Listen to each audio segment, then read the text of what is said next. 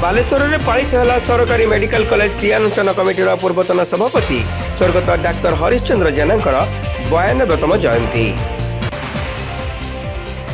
बालेश्वर सरकारी medical college क्रियानुष्ठान कमिटीर पूर्वतन सभापति स्वर्गत डाक्तर हरिश्चंद्र जेना 92तम जयंती पालन अवसर में कमिटी पक्षर नववर्षर बंधु मिलन उत्सव अनुष्ठित हो जाइछि।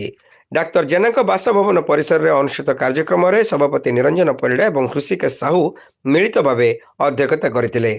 क्रियानुष्ठान कमिटीर प्रतिष्ठाता सदस्य तथा वरिष्ठ आईनजीवी शंभुनाथ महांती कार्यक्रम को उद्घाटन करी मेडिकल कॉलेज प्रतिष्ठार स्वप्न एवं दाबी पूरण होइतिले मध्य अत्याधुनिक स्वास्थ्य सेवा पाइबारे बालेश्वरवासी वंचित अछंती बोली कहितिले।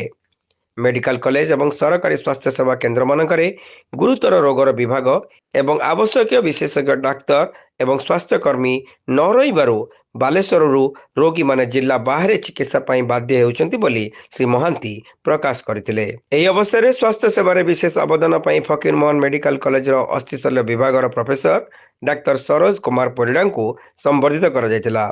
एहा सहित मेडिकल कॉलेज क्रियानुष्ठान कमिटीर पृष्ठपोषक सदस्यता ग्रहण करथिबा आईनजीवी केशव चंद्र आचार्य एवं नृसिंह पट्टनायक को प्रमाणपत्र प्रदान कर जायतिला। कार्यक्रम प्रारंभ में स्वर्गत डाक्तर जेना फटोचित्र रे एवं डाक्तर दंपति प्रतिमूर्त पुष्पमाल्य प्रदान करने पूर्वक श्रद्धांजलि ज्ञापन कर जायतिला।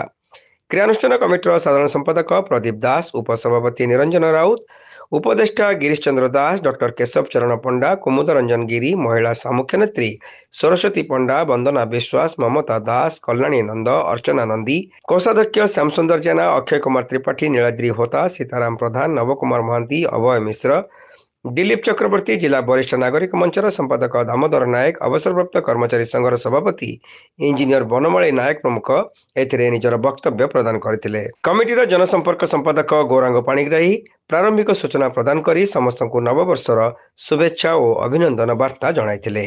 डाक्तर जेना परिवार पक्षर पुत्र उत्पल जेना, कन्या अनिमा एवं नाती आशीष जेना क्रियानुष्ठान कमिटी को निजर कृतज्ञता जणाइथिले। प्रत्येक वर्ष जनवरी 1 तारिख दिन मो जेजे डॉक्टर हरिश्चंद्र जेना आमे गोटे वार्षिक सम्मेलन करूँ। सेटार आमे विभिन्न डाक्तर माने आईनजीविकार माने सब आसंती। मेडिकल कॉलेज रे कौन असुविधा रोची ताकू बढ़ाया से प्रॉब्लम टाकू ओवरकम करिया पे कौन सब आमे स्टेप नहीं पारिबु सेटारे आमे सब बेले डिस्कशन करूँ।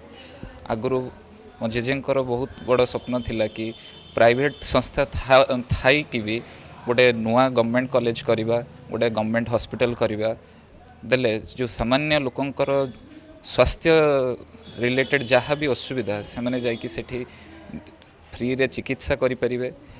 आगामी दिन रे आमे आहुरी उद्यम करिबु जे स्वास्थ्य सेवा आहुरी उच्च पद्धति को पहुँचू। Fakirmohan medical college and hospital जहाँ भी असुविधा रोचे आमे ता उपरे सब बेले डिस्कशन करूँ। ताकू केमितिया बढ़े हम आगु को नुआ नुआ डिपार्टमेंट आसू एमती कार्डियोलॉजी न्यूरोलॉजी रो एबे भी लोक मान को बहुत असुविधा सम्मुखीन करिया पय पड़ुची।